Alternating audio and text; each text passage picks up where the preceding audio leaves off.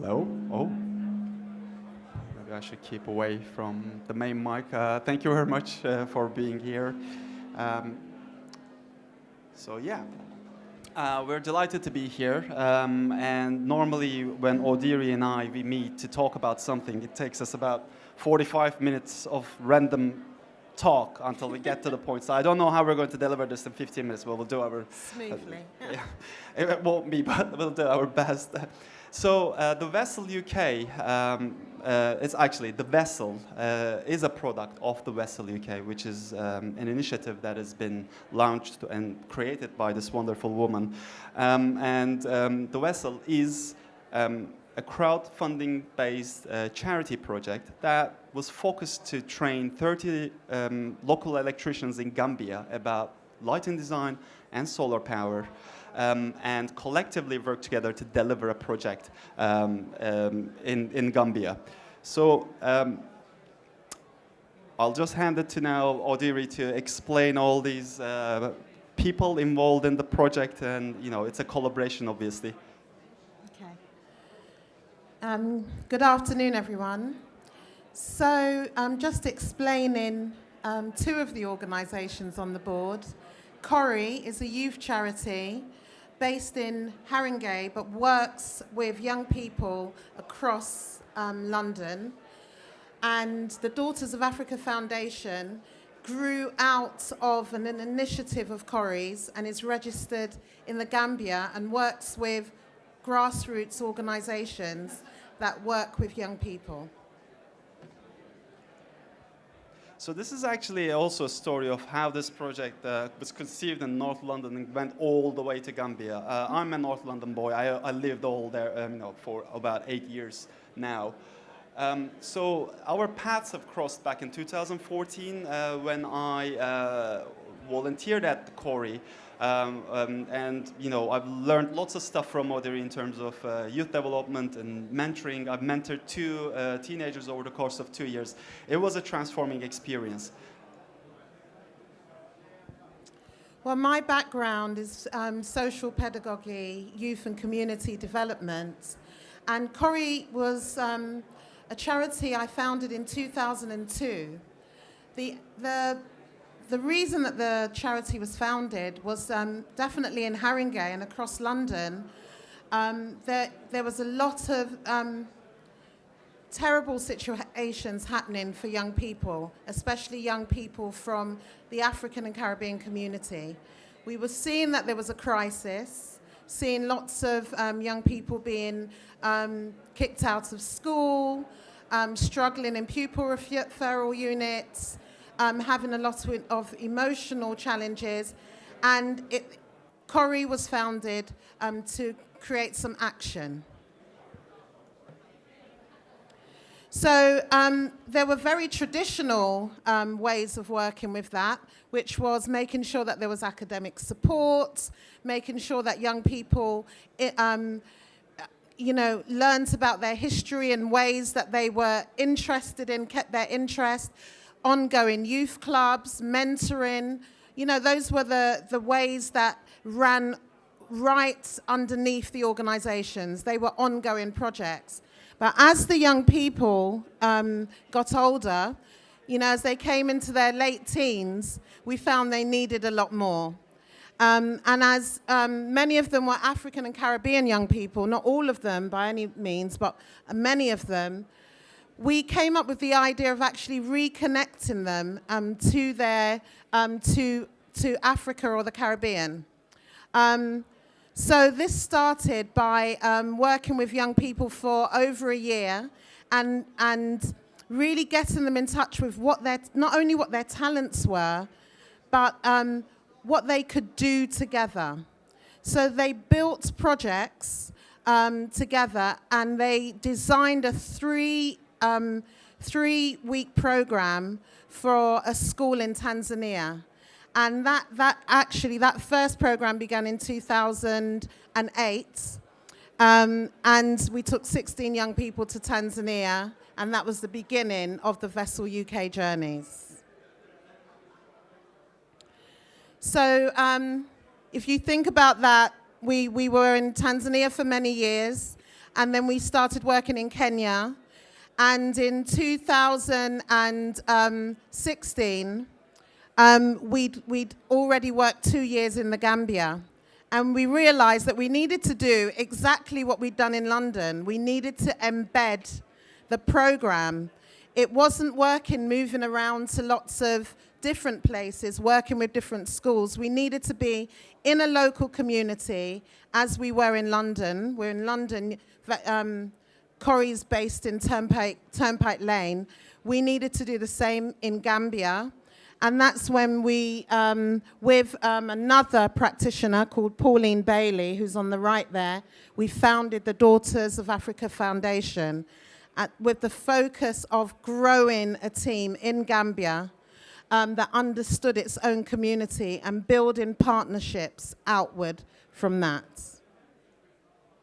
And my background is I'm a lighting designer. I've started my career at Spears and Major, and I worked there for 7.5 years. By the beginning of this year, I actually launched my studio, Dark Source, which is driven with environmental and social values. It actually started as a comics in the Art magazine in 2013. It's been going on ever since. And it's always the main aim of it was to look at the light from a darker perspective. So essentially, when you look at two of us, it's easy to assume that this project only consists and started with 2 people. But there's so much love, so many people. We would need 2 hours to basically explain all the people, all the players, all the love invested in this project.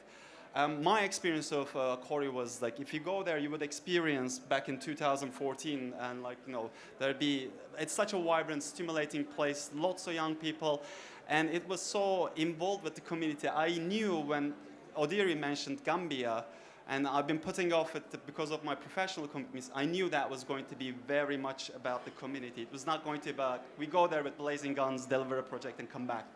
So, when our project coordinator in Gambia launched the project, we immediately had 45 young electricians signing up for it, which made me sweat big time because I have no experience of teaching solar engineering. So, how it ended up moving to this location is because we needed a place as a test bed to actually bring the project to life. Otherwise, any training can be forgotten in 2 days' time. So if you'd like to briefly talk about the... Yes. This is a small community library set up by a young man called Alaji, who basically was just frustrated by the fact that none of the young people had anything to do, and that if they wanted to study, they had no focus place. So that's how we decided that this was the best place for the project. It also had very poor lighting, and lighting that needed somebody to put money in a meter, which was usually Alaji, who had a very poor salary. So one interesting aspect of this project to us is how we use social media, not for flashy PR moves. It's about how the fundraising was done. We've reached our target, and thanks to our donors, and also thanks to the network that Odiri established in Gambia. We were able to start the whole planning process 2 months prior. There were lots of talks happening thanks to WhatsApp and coordination on many aspects. By the time we arrived on site, actually half of the job was done, which was quite impressive. So the biggest criticism this project has is, you must have seen images like this. There's a poor African child studying with a kerosene lamp. Yes, 600 million African people, maybe, yes, that's the reality. They cannot access and afford electricity. And it does cause, smoke poisoning, a bad sight. Fire is a really big, serious issue. But then, you would see images like this and they say, voila, this is how we solved it. Is this a condition that you would want at your home place? And why, when it's about people with, underprivileged economic circumstances, then the design ergonomy needs to also, compromise and, drop down. So this is a sketch that was actually produced after the project. It gives an idea about what we were planning to do. 3 simple layers of light, task lighting with a pendant potentially over the table. Some vertical lighting with the help of some spots, and maybe lanterns. We didn't know of the lanterns at the time, but we needed some level of flexibility. So these were the images that Alaji has sent us early days, and we thought if we're lucky, we can get some task lighting through some pendants, get some lighting, create a well-lit, legible space, and also bring all this, the richness and color texture within the books as well. And this was the outside image, and we thought, is there an opportunity to do something a bit more special? There is no street lighting in Gambia, so only the main highways are lit. And we thought it would be nice to have a warm, welcoming glow within the space as well. This is me going crazy on the days leading up to that. Just basically, I need to up my solar game if I was going to teach electricians, because they are really experienced people. So my wife was very worried about me, because I converted the flat into a man cave. This is what we were trying to achieve. Only 2 solar panels would be more than enough, because sun is given in Gambia. If that had been in London, you would require more solar panels probably. And 2 times 100 watts just provides you with the juice that you need to provide 8 hours of illumination and additional power for other sources. So what is quite an eye-opener is, because that we had so limited funds, literally going into home base and just get a can 10 quid a pop, and what we wanted to do, we had no money for fancy equipment. We couldn't get integrated LEDs. So we've invested the money in interchangeability and the substitute bulbs, because we knew people had to maintain it themselves, and the bulbs should be found in the local market. And this was my luggage, and it was, you should have seen the faces of both custom officers on both continents. They were really... One interesting fact to know, if you are working with a registered charity, you can actually take additional 10 kilos of additional luggage, which was very helpful to get the solar panels. About Gambia, and we got 3 minutes. I don't know how we're going to do this. No, go on. Just go on. No, you do this thing. Well, Gambia only has 2.2 million people, but 60% of that are young people. So projects like these are important really for the inspiration and the skill sharing. Learning is what they want to do, but they need people with the skills to come and initiate that. So, that's why, and the electricians themselves asked for this project, and that's why it was so wonderful. It's a wonderful country with, you can find yourself one moment in, surrounded people, and then one moment you might be able to find yourself, in a really beautiful scenery like that. So this is Tijan, our artist, because we badly needed we needed those pendants to feel very local and familiar to the local context. And we've been coordinating, months, and then this is the moment that we met, and, what we wanted to do is basically, stick a light fitting in there. What we've only told them is what the scale of it should be and what the transmission rate should be. Lanterns, we just accidentally found them in a second-hand shop, and just what better criticism you can do to stick a LED light fitting into that, a big criticism to kerosene burning. So our mission was not just about going there and delivering the training. It was quite comprehensive. It's about theory, it's about practical, it's introduction to lighting design.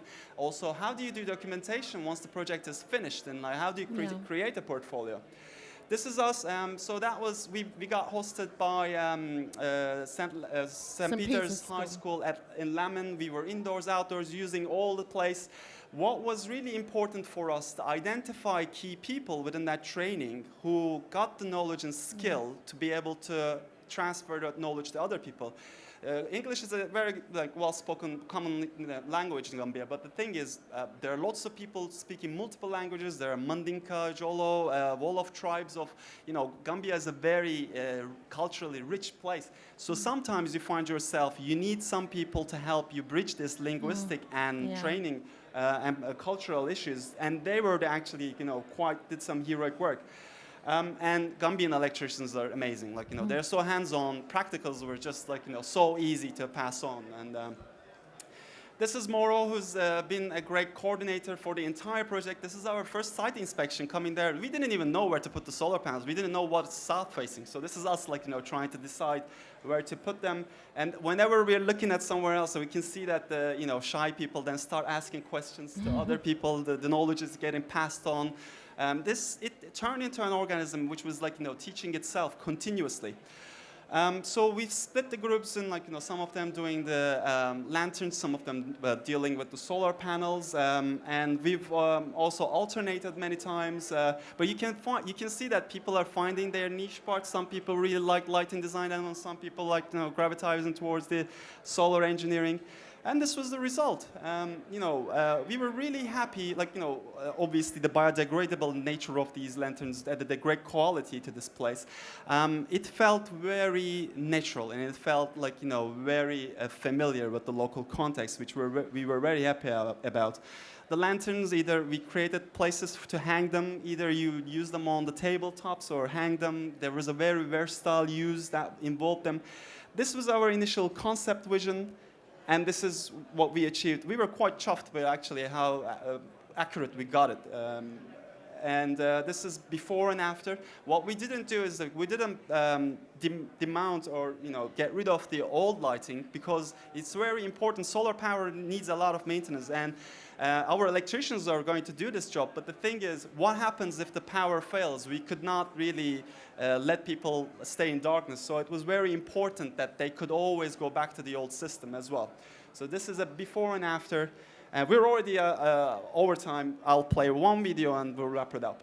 My name is Alaji Ndao. I'm the founder of the Inspiring Youngsters Community Library. The concept of the organization is literacy and community development, because there is no space where students and young people can develop their academics. And the library provides 24-hour services to students of all ages from different parts of the communities up to 5-6 kilometers away from where the library is. Vessel UK and Daughters of Africa Foundation brought in the installation of the light and design / solar power, and it has given the library a new dimension, which enabled us to have 24-hour uninterrupted electricity. And this is definitely one of those moments that we have been yearning for. No more power lost. The coming of the Light and Design project is really going to save us, and the youth will be able to study now 24 hours without light interrupted. It also gives us safety, because in most cases, when the electric goes off, we have the students using candles, and these candles are dangerous. The coming of the solar will bring hope.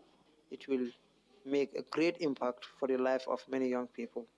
This was Alaji's voice, who's the founder of the library, and the footage that actually happens to be from Ebru, who's Odiri's son, who is a very skilled video filmmaker. I'll skip these videos because we already ran out of time. Just to wrap it up, but you can find them on YouTube if you're interested. What I like about this project is, the main question to us was never about just delivering the project. The main question was, what will be left for the community once the project is over? Sometimes I get these messages. I'm still in contact with many of these people. Pami was like one of our trainees, and he wants to now introduce solar lighting to his neighborhood. We cannot think of a better outcome than this. Sometimes also, because now I'm familiar with the local language and the culture, I get messages like this, which really makes me smile. If I had received this before being to Gambia, I would definitely think that there's something awkward. But because the culture is so intimate, and at times it's so hilarious, still puts a smile on our faces. And we'd like to thank all our donors. This project would not have touched so many lives without their influence. One last thing that was very important to me is that on the last day when we've done the installation and stepped outside of the library, we've realized that the power had gone out in town, but the children did not even notice. They were still studying, and this is how imminent that design can improve lives. Thank you very much. Thank you.